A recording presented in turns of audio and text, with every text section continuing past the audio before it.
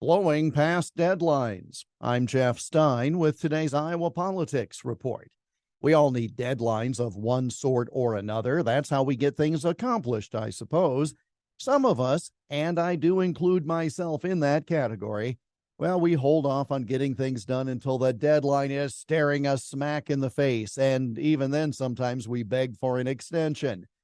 I'm going to try to be better about that.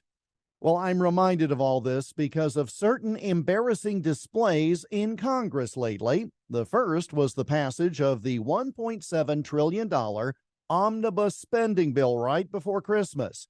Again, only done because they blew the deadline for passing a budget according to the regular schedule, and then set up deadlines of getting things done before Christmas or before that particular Congress's terms expired in early January.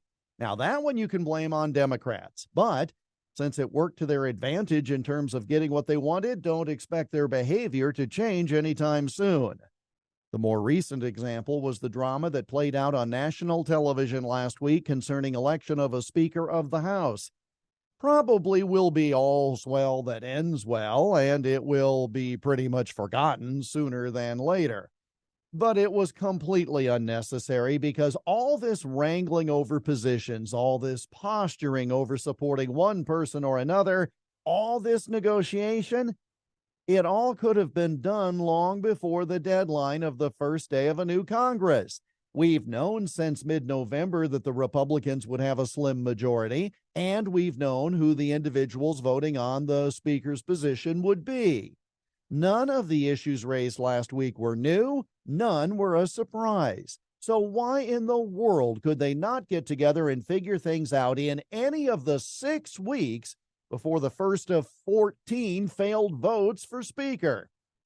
The short answer is that some people did not take certain other people or their threats to withhold a vote seriously enough.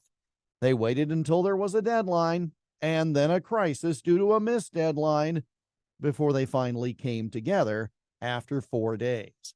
Now, that may turn out to be the lasting legacy of all this, the continued failure to do things in a timely manner, whether on the floor or behind the scenes. And that is not going to bode well in terms of governing. And that's the Iowa Politics Report for Tuesday, January 10 on Twitter, Instagram, Getter, Parler, and Truth Social at Iowa Politics. I'm Jeff Stein on News Talk 1540 KXEL.